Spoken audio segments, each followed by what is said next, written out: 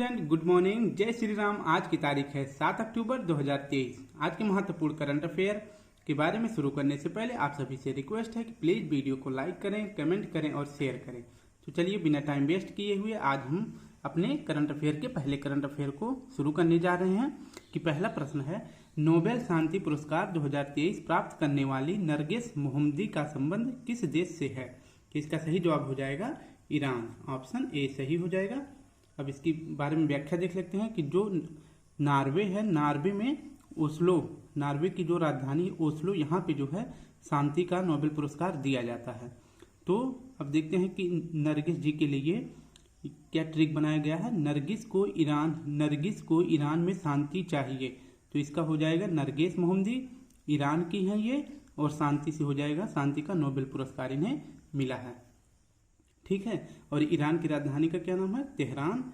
और एससीओ का 9वां सदस्य देश बनने वाला कौन सा है? तो यह भी ईरान है। याद रखना, इंपॉर्टेंट है।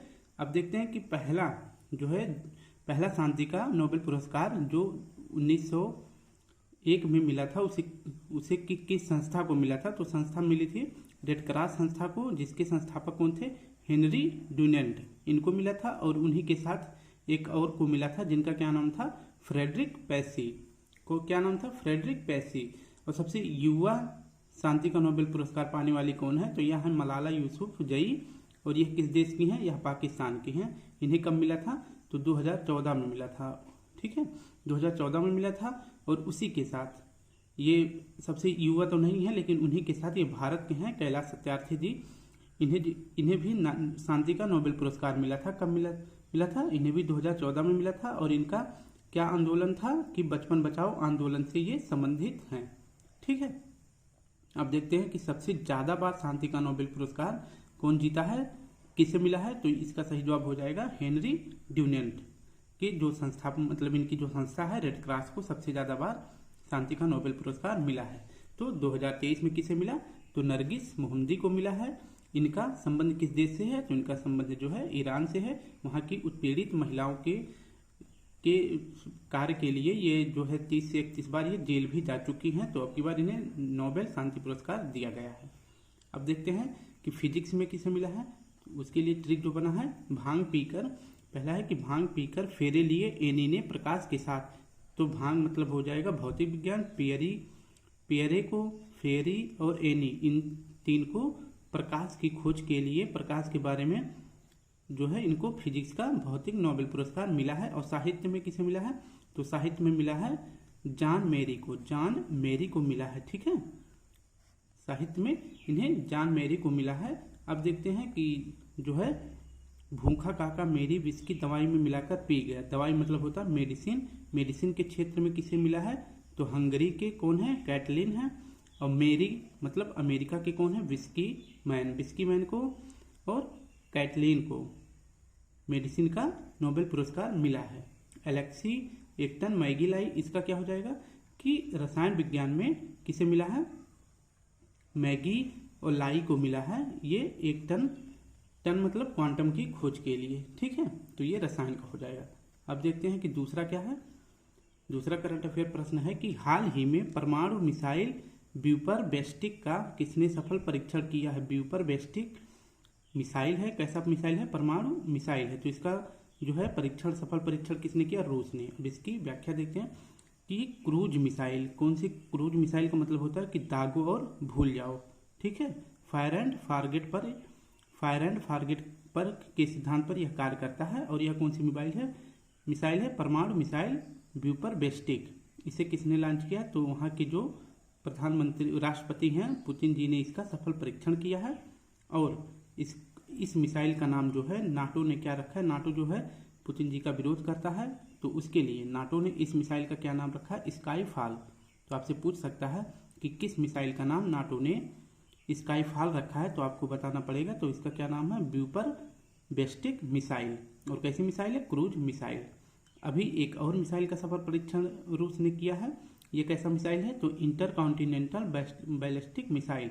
इसका मतलब हो जाएगा इंटरकॉन्टिनेंटल बैलिस्टिक मिसाइल। इसका मतलब होता है कि एक महाद्वीप से दूसरे महाद्वीप पर इसका जो है मतलब वो कर सकते हैं कि मतलब दाग सकते हैं, छोड़ सकते हैं।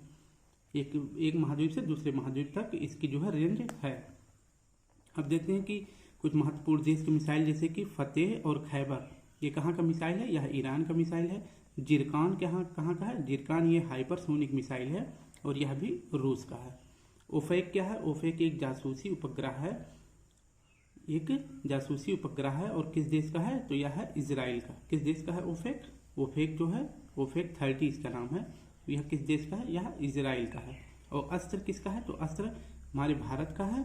और यह कैसी मिसाइल है? एयर टू एयर वार करने वाली मिसाइल है, एयर टू एयर। ठीक है। 19वां एशियन गेम्स 2023 में भारत ने हॉकी में कौन सा पदक जीता? तो इसका सही जवाब हो जाएगा गोल्ड मेडल भारत ने जीत लिया है। अब देखते हैं कि जो 19वें क्रम का एशियन गेम्स हो रहा है, इसका आयोजन कहाँ हो रहा है? हांगजो, चीन में। इसमें भारत जो है फाइनल में किसके साथ मैच खेला है? जापान के साथ। ठीक है। जो हॉकी का फाइनल मैच हुआ था किसके बीच? जापान और इंडिया के बीच हुआ था। तो भारत ने इसमें गोल्ड जीत लिया और जापान सिल्वर जीत लिया है। अब देखते हैं कि भारत अभी तक 19वें एशियन गेम्स में अभी तक भारत ने हॉकी में 4 गोल्ड मेडल जीत चुका है। ठीक है। और बेस्ट स्कोर जो है करने वाले इसमें कौन है? हरमनप्रीत सिंह, जो कि हॉकी के प्लेयर हैं। और हमारी तरफ से ध्वजवाहक कौन कौन थे? तो हरमनप्रीत थे और इसके बाद लवलीना बोरगोहान थी 19वें एशियन गेम्स में ध्वजवाहक। अब देखते हैं कि ओलंपिक में इस प्रकार से हमने जो है 4 गोल्ड मेडल जीतने के बाद हम वो ओलंपिक के लिए क्वालिफाई कर चुके हैं, जो 2024 में होगा। कहाँ होगा? पेरिस में। और टोक्यो ओलंपिक में हमने जो है हॉकी में क्या जीता था? तो हमने हॉकी में ब्रॉन्ज मेडल जीता था, यानी कांस्य पदक। अब 19वें एशियन गेम्स में पहला गोल्ड किस में जीता हमने? शूटिंग में। और महिला क्रिकेट टीम ने गोल्ड मेडल जीता है, इसको हरा के, श्रीलंका को हरा के हमने गोल्ड मेडल जीत लिया है। अदिति अशोक ये किस खेल से संबंधित है? तो यह गोल्फ से संबंधित है और यह पहली बार हमने गोल्फ में सिल्वर मेडल जीता है। अनु रानी गोल्ड जीती हैं किस प्रतिस्पर्धा में? तो इनका खेल क्या हो जाएगा? भाला फेंक। इनका खेल कौन सा हो जाएगा? इनका खेल भाला फेंक हो जाएगा। और अभी जो है हमारे नीरज चोपड़ा जी ने भी क्या जीता है? गोल्ड मेडल जीता है। कितना दूर भाला फेंके? 88.88 मीटर जो है भाला फेंक के नीरज चोपड़ा ने भी जो है गोल्ड मेडल जीत लिया है। तो अनु रानी किसमें? भाला फेंक में गोल्ड मेडल जीत चुकी हैं। अब देखते हैं कि चौथा प्रश्न क्या है। चौथा है कि हाल ही में दिव्यांगजनों के लिए देश के पहले हाईटेक खेल प्रशिक्षण, फिर से देखते हैं कि हाल ही में दिव्यांगजनों के लिए देश के पहले हाईटेक खेल प्रशिक्षण केंद्र का उद्घाटन कहाँ किया गया? तो इसका सही जवाब हो जाएगा ग्वालियर। ग्वालियर कहाँ है? मध्य प्रदेश में। याद रखना स्टूडेंट। इसकी व्याख्या देखते हैं कि हाईटेक खेल प्रशिक्षण का उद्घाटन कहाँ किया गया है? ग्वालियर, मध्य प्रदेश में। ठीक है। कहाँ? मध्य प्रदेश में। यहाँ के पीएम कौन है? अरे इसका उद्घाटन किसने किया है? तो हाईटेक खेल प्रशिक्षण का उद्घाटन पीएम मोदी जी ने किया है। और किसके सम्मान में किए हैं? तो श्री अटल बिहारी वाजपेयी जी के स्मृति में इसका उद्घाटन किए हैं। और यहाँ के सीएम कौन है? शिवराज सिंह चौहान। अब देखते हैं कि देश का पहला सौर सिटी कौन सा है? देश का पहला सौर सिटी है सांची, जो मध्य प्रदेश में है।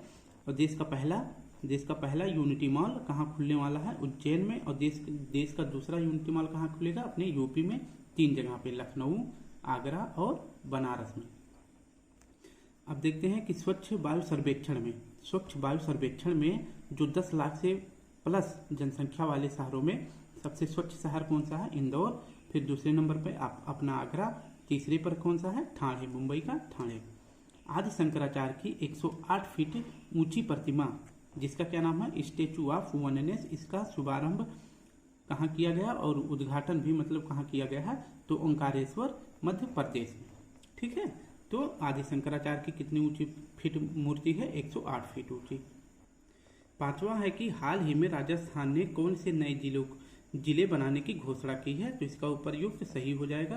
3 जिले बनाने की घोषणा की है, मालापुर, सुजानगढ़ और कुचामन सिटी। तो ये जो है राजस्थान में एक समिति बनाई गई है, जिन्होंने भारत में 33 जिले से बढ़ा के 33 जिले से बढ़ाकर 50 जिले किए। उसके बाद 3 जिले और जोड़ दिए, तो टोटल अभी राजस्थान में जिलों की संख्या कितनी हो गई है? 53। तो कौन कौन से जिले बने हैं? मालपुर, सुजानगढ़ और कुचामन सिटी।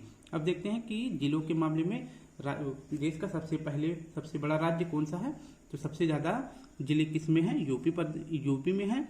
कितने जिले हैं? 75 जिले। और सेकंड पे मध्य प्रदेश है, कितना जिला है? 54। यहाँ का 53वां कौन था? 52वां था मऊगंज। 53वां कौन था? नहीं, 53वां मऊगंज था। और 54वां कौन है? नागदा। और 55वां ये घोषित किया जाने वाला है। अभी इसकी घोषणा कर दी गई है, लेकिन अभी ये बना नहीं है, सिर्फ इसको नाम दे दिया गया है कि 55वां ये बनेगा मैहर। और राजस्थान में इस हिसाब से कितने बन गए हैं? तो राजस्थान में 53, और जिले के हिसाब से भारत में तीसरा स्थान राजस्थान का हो गया है। अब देखते हैं कि यूरिया गोल्ड ये कहाँ से लॉन्च किया गया? सीकर राजस्थान से। सल्फर की मिट्टी में सल्फर की कमी को दूर करने के लिए वो किसने इसे लॉन्च किया था? मोदी जी ने। राइट टू हेल्थ यह कहाँ शुरू किया गया? यह राजस्थान में। और इसके बाद अधिवक्ता संरक्षण कानून, मतलब वकीलों की सुरक्षा के लिए कौन सा कानून पेश किया गया है? किस राज्य में? तो ये भी राजस्थान में। छठा है कि हाल ही में रिजर्व बैंक की मौद्रिक नीति समिति ने रेपो दर कितनी निर्धारित की है? हाल ही में रिजर्व बैंक की मौद्रिक नीति समिति ने रेपो दर कितनी निर्धारित की है? तो इसका सही जवाब हो जाएगा 6.5। अब देखते हैं एमपीसी यानी कि मौद्रिक नीति समिति। इसमें जो है टोटल कितने सदस्य होते हैं? 6 सदस्य होते हैं। 3 सदस्य आरबीआई के होते हैं और 3 सदस्य बाहर के होते हैं। जैसे कि अब देखते हैं कि आरबीआई हेड कौन होता है? एमपीसी का हेड होता है आरबीआई के गवर्नर, जो वर्तमान में कौन है? शक्तिकांत दास। और रिपोर्ट यह जो है 6 बार आती है। मौद्रिक नीति समिति जो रेपो रेट प्रेजेंट करती है वह साल में 6 बार आती है। ठीक है, हर मतलब कि हर महीने 2 बार, प्रति 2 महीने में 1 बार यह रिपोर्ट आती है। अब देखते हैं कि रेपो रेट कितना है अब की बार। इसमें कोई चेंज नहीं हुआ है, जैसे 2 महीने पहले था वैसे अब भी है, 6.5 है। और बैंक रेट कितना है? 6.75 है। और रिवर्स रेपो रेट कितना है? तो 3.35 है। रेपो रेट को क्या कहते हैं? पॉलिसी रेट भी कहते हैं। अब देखते हैं कि रेपो रेट किसे कहा जाता है? तो जब बैंक आरबीआई से अल्पकालिक ऋण लेता है तो उसकी ब्याज दर को रेपो रेट या पॉलिसी रेट भी कहते हैं। इसको याद रखना। जब अदर बैंक आरबीआई से अल्पकालिक ऋण लेता है तो उसकी ब्याज दर को क्या कहते हैं? रेपो रेट या पॉलिसी रेट कहते हैं। हाल ही में किस राज्य के पारंपरिक पनीर चुरपी को जीआई टैग मिला? तो इसका सही जवाब हो जाएगा अरुणाचल प्रदेश। ठीक है, चुरपी का क्या है? चुरपी एक पनीर का प्रकार है, मतलब एक पनीर है। जहाँ कहाँ का? किस राज्य का? तो यह अरुणाचल प्रदेश का चुरपी पनीर है। और यह जो है इसे जीआई टैग दिया गया है। और अभी कल जो है कलारी पनीर जो मुलायम पनीर होता है यह जम्मू कश्मीर का था, इसे भी जीआई टैग दिया गया है। जो ये चुरपी पनीर है ये किस जानवर के दूध से बनता है? तो यह याक के दूध से बना हुआ यह पनीर होता है और इसे चुरपी कहते हैं।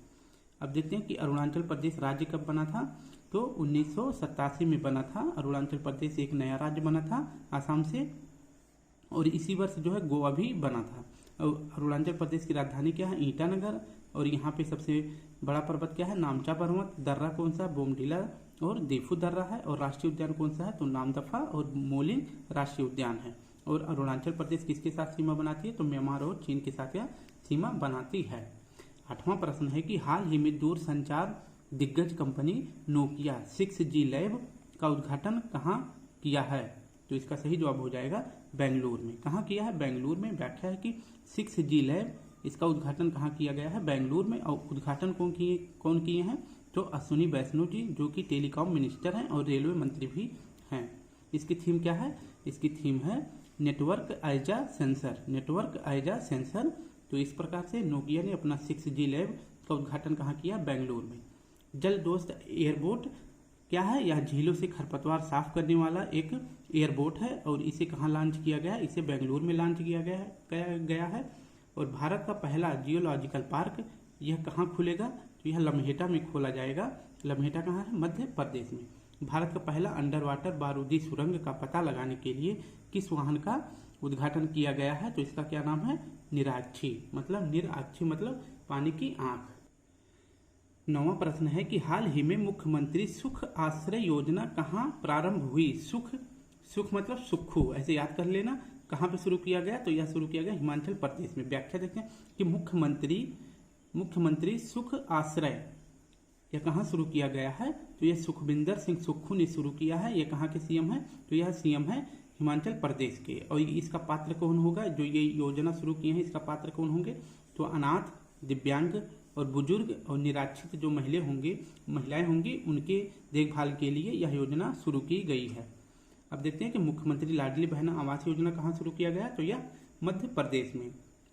विश्वकर्मा योजना कब शुरू किया गया था, तो यह 17 सितंबर को शुरू किया गया था। और जो है यह योजना मुख्यमंत्री लाडली योजना भी 17 सितंबर को प्रधानमंत्री मोदी जी के बर्थडे पे शुरू किया गया था। विश्वकर्मा में कौन कौन से लोग शामिल किए जाएंगे, तो इसमें जो है बुनकर, हस्त कारीगर, इन सभी को शामिल किया गया है। अब देखते हैं कि मुख्यमंत्री निःशुल्क अन्नपूर्णा पैकेट भोजन पैकेट योजना ये कहाँ शुरू किया गया, या राजस्थान में किया गया है।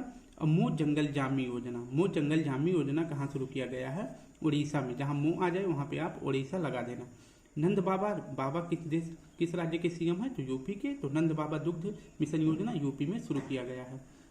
आज का लास्ट प्रश्न है कि हाल ही में लॉन्च जेल उद्योग के ब्रांड मुक्ति का संबंध किससे है, तो इसका सही जवाब हो जाएगा बिहार से। इसकी व्याख्या क्या है, मुक्ति क्या है, जेल उद्योग का ब्रांड है। मुक्ति क्या है, यह जेल उद्योग का एक ब्रांड है। इसे लॉन्च किया गया है बिहार में। और सीएम कौन है यहाँ के, सीएम है यहाँ के नीतीश कुमार जी ने इसको लॉन्च किया है। मुक्ति का क्या तात्पर्य है कि जेल में कैदियों द्वारा बनाए गए उत्पाद को बेचने के लिए मुक्ति ब्रांड बना दिया गया है, कि जो कैदी है अपना प्रोडक्ट बनाएंगे और इस ब्रांड के नाम से अपना प्रोडक्ट बेच देंगे। ठीक है, और सीएम यहाँ के कौन है, तो सीएम है नीतीश कुमार जी। ठीक, तो स्टूडेंट अगर वीडियो अच्छी लगे तो प्लीज़ एक लाइक करें, कमेंट करें। कल फिर मिलते हैं करंट अफेयर के साथ। तब तक के लिए आप सभी को प्यारा सा जय हिंद, जय भारत।